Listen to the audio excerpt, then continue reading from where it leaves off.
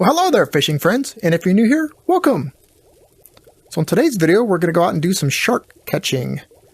And what we're going to do is try to catch a shark using the gear that they show on the board here. That is Float Rod C, and it looks like it is the C reel as well. I think we could probably do it with the B reel, so I'm going to actually use the B reel. It looks a lot like the C reel. They're both the same color blue.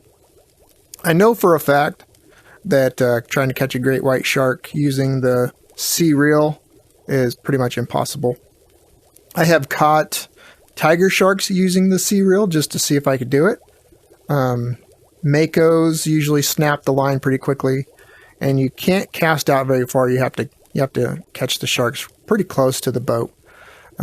Or the land if you're fishing on the land. But yeah, so we're going to go out and try to use reel B and float rod C and go try to catch a great white shark just to see if it's possible to do what this picture shows you. Before we do that, I'd like to announce that DocCincy, my friend and fellow fisherman, has now created his own YouTube channel. I'm going to put a link in the description pointing you to his YouTube channel. Please go out and check him out. Make sure you like his channel as well. And if you haven't liked my channel yet, make sure you like it as well. He's going to be doing another competition on his Facebook page. So that's why I recommend check out his channel. He's going to have a video, and actually at the end of this video, I'll post his video on that, link it to his video. He's going to have another competition where he's going to give out another Oculus headset. So you're going to want to go check that out. All right, so let's go ahead and get started. We're going to go to US West 20. That's usually the best place I've found to catch these great white sharks.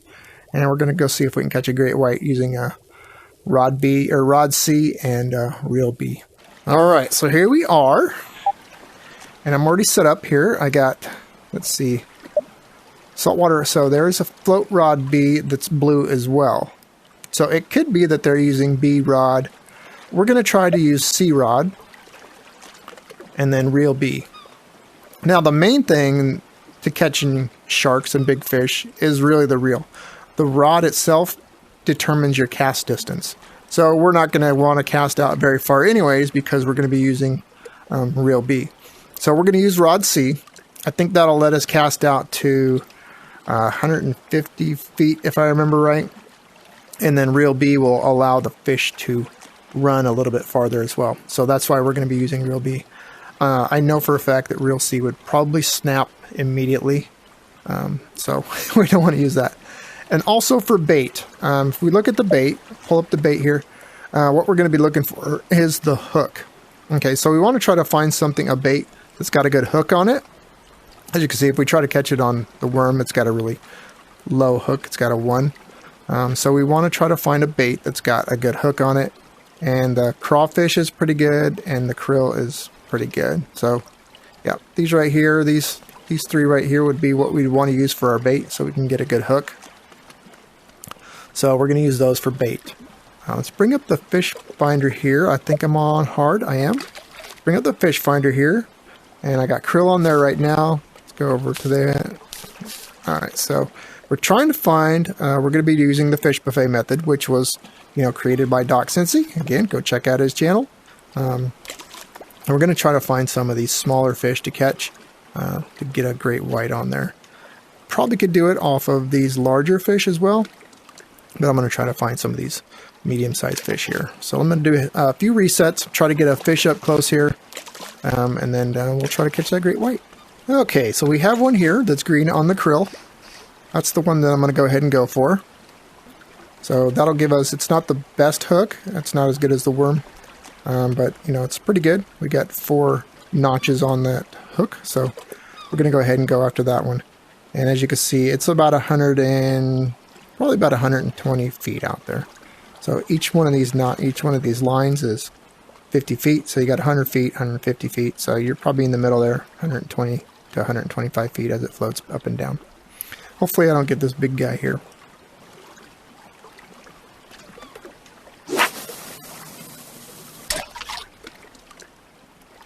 All right. And I'm going to bring this in a few times until we get a shark on the line. and I'll bring you back once we get a shark on there. See if we get one right away. Oh, we got one right away. It's not a great white, but we'll go ahead and catch this shark first anyways. As you can see, my line did stay pink. It didn't get bright red. And that's because I am using Real B.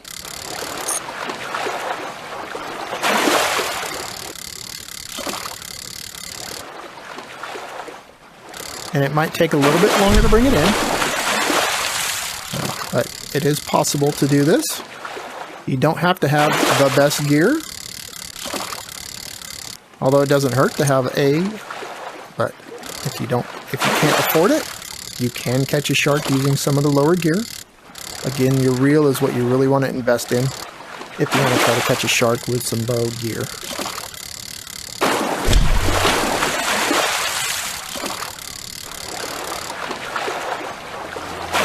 There goes the airplane.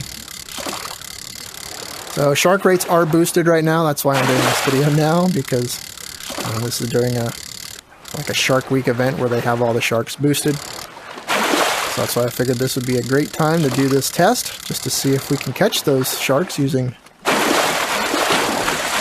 this lower gear.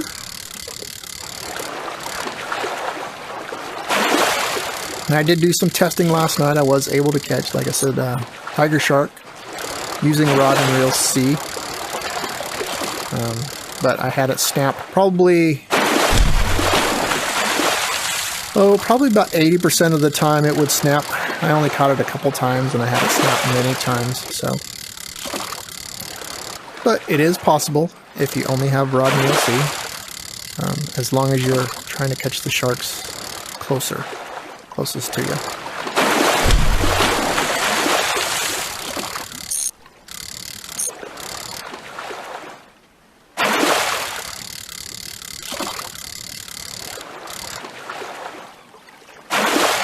But I have been able to catch it pretty much every time using this B reel right here. The pole itself really doesn't matter. That's just limits the casting distance as far as trying to bring in a shark. It's not going to affect if you can hold onto that shark or if it snaps the line when it takes off running. That's where the reel comes into play.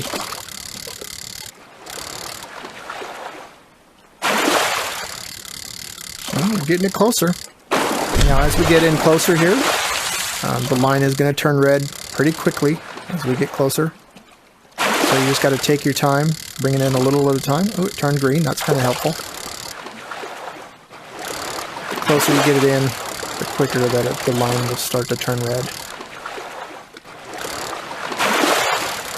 And if you have a line off, or line color off, you'll hear that noise right there. That noise, yep. You just don't want it to get bright red for very long. I mean, it can get kind of dark red for a second, but if it's too long, then it'll just snap your line and the shark's gone.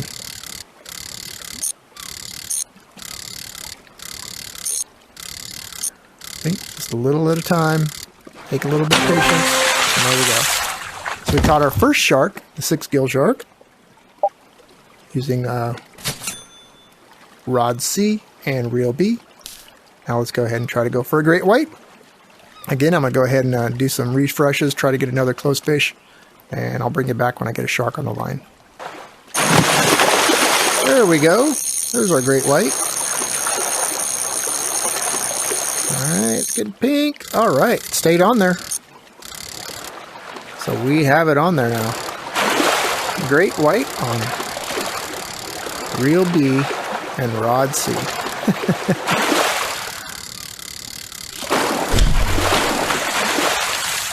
Recreating the picture.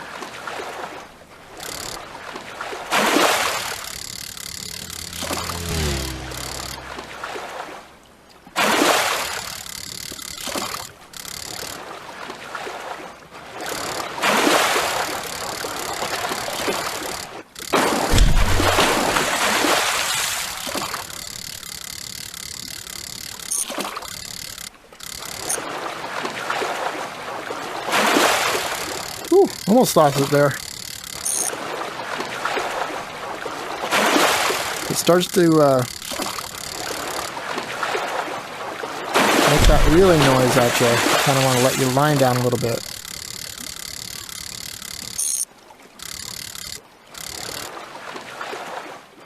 And it's going to take a little bit of time to bring them in. It's not going to be as fast if you have rod and reel A. But we can get them in.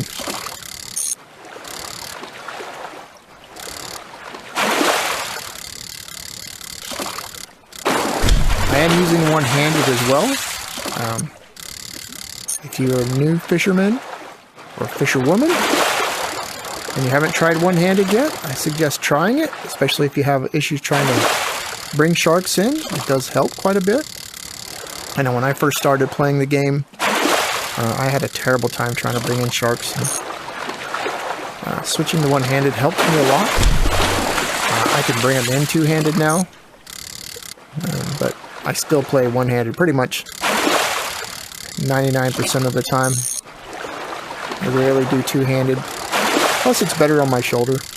I have had shoulder issues, so one-handed helps a lot with that.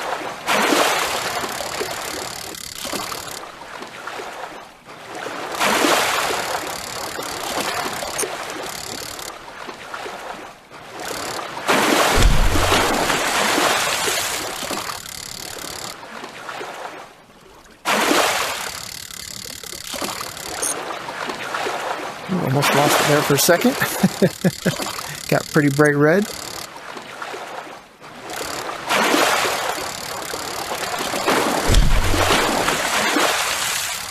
A good snap. Make sure you get those snaps in. Important thing is to get those directional pulls in. Snaps are kind of important, but the directional pulls are the most important. When it goes to the left, you pull to the right, and when it swims to the right, you pull to the left, and when it splashes in the middle like that, you just pull straight back. As you can see, I'm keeping my line pretty much straight up, keeping it nice and tight. It's an important thing to keep your line tight. Stop reeling when it starts to splash and when it's swimming.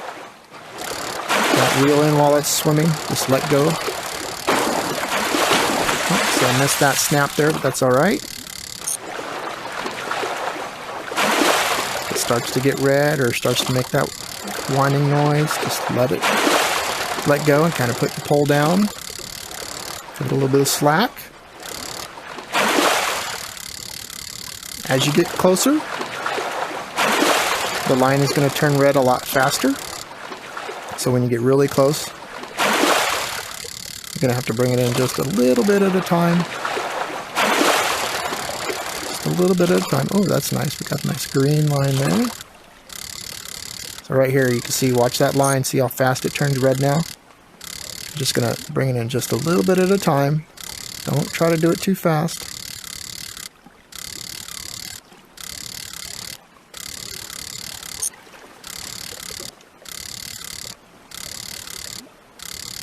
Little bit there. And we got him.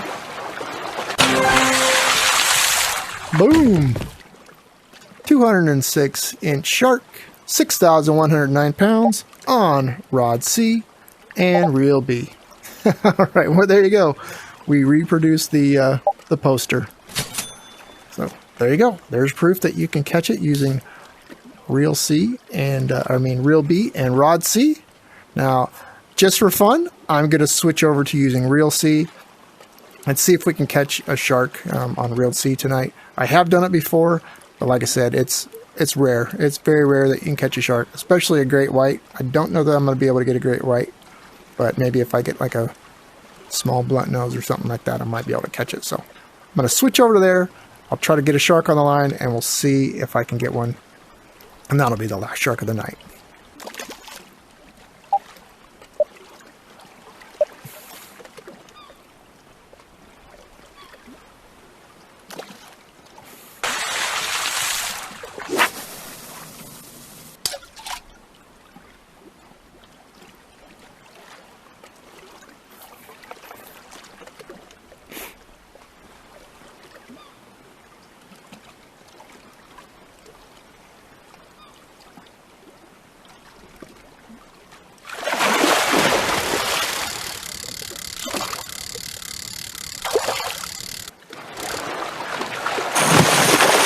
There we go.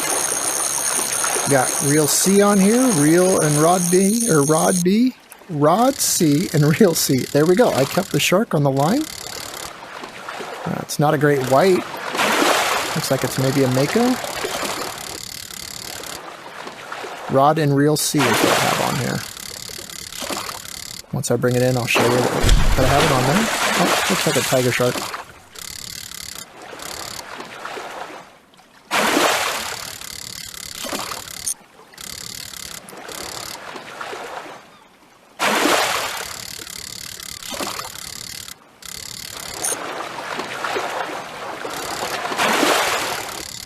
So there you go. There's proof that you can get a shark on the line with rod and reel C. And bring it in successfully.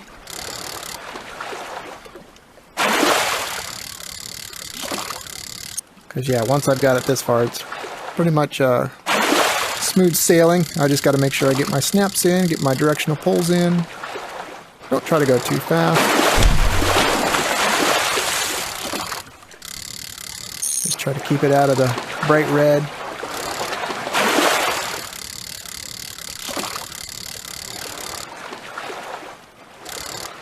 Might have been able to get a great white on there.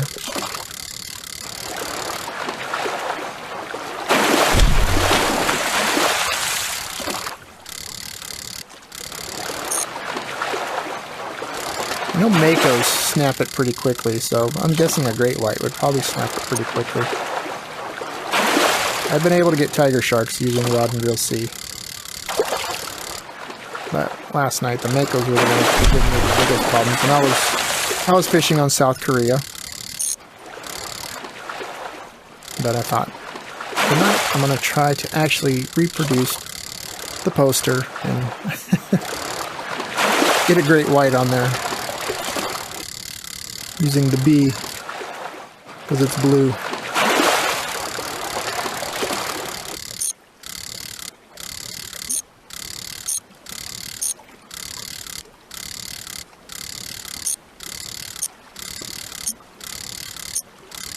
Almost there. Just got to slowly bring it in at the very end here.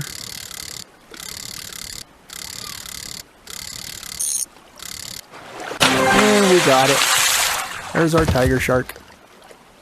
120 inch. Yep. So that's why I was able to bring it in. He's pretty small. There you go. Well, hopefully you enjoyed this video, and if you did, make sure you give me a thumbs up. And if you haven't done so already, hit that subscribe button. And also, don't forget to check out DocCincy's page, Scott Sublet.